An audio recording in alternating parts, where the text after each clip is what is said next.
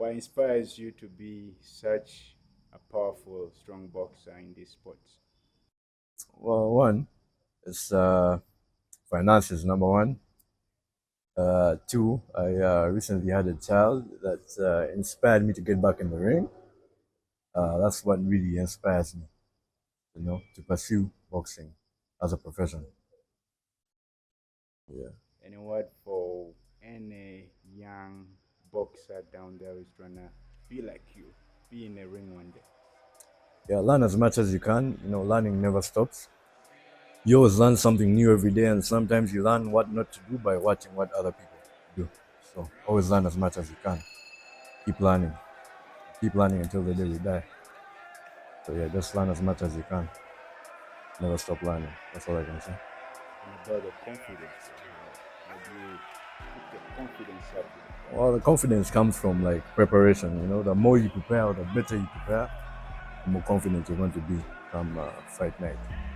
So that's where the confidence comes from. So give us any word how a fighter will How a fighter would prepare for a fight.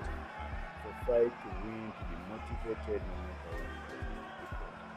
what. Well, one, boxing is a combat sport, as we all know. Now, in any combat sport, it involves two opponents facing off with each other in the ring. And the third man in the ring is usually the referee. In any combat sport, you're always trying to hit each other. Like the more blows you connect, the more points you score. So with boxing, we go into camps. Camp is usually 2 months. And in each camp, you're usually going through the 4 phases of boxing. The first phase is you go through the basics. The second phase is you go through the advanced techniques. The third phase is you go through the different styles. And the fourth phase is the merging of all the three. So in these phases, you have to do your cardio, your aerobic and anaerobic, because boxing is aerobic and anaerobic.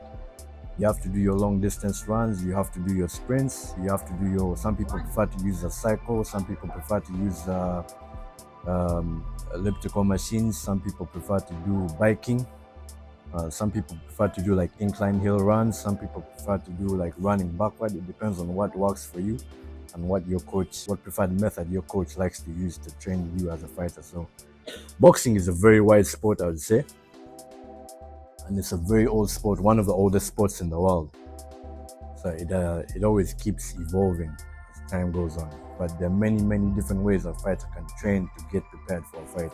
So let's shoot way back. Way before, how far back do you want to go? Let's say 10, 20 years ago, 15. I could go even further back than that. Exactly. Yeah, so the history of modern day boxing goes to bare knuckle boxing. So we used to have, way before the Queensberry rules, which we have now, where boxers have to wear 8-ounce or 10-ounce gloves. You had bare knuckle boxing, where boxers would fight so many rounds, even hundreds of rounds. Yeah, they wouldn't hit the face though, because you want to protect your hands, so they mainly target the body. Boxing has its roots even way before bare knuckle boxing. They had pancration in the Greek days, where you used to do striking with your fists and wrestling. Our hands are not meant to actually throw punches, they are meant to grapple. So if you don't know how to make a fist properly, you could damage your hands. That's why they introduced gloved boxing, where we put tape, gauze, and gloves on our hands to protect our hands. Touching on a brief history of boxing. It's really dope, bro. Yeah, man.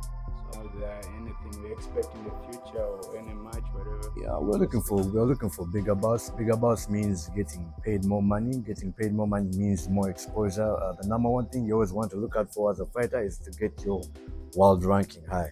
So I'm waiting for BoxRec to calculate my world ranking and see where we'll go from there. That's it. Yeah, man. Nice talk to that. Thank you. Thank you.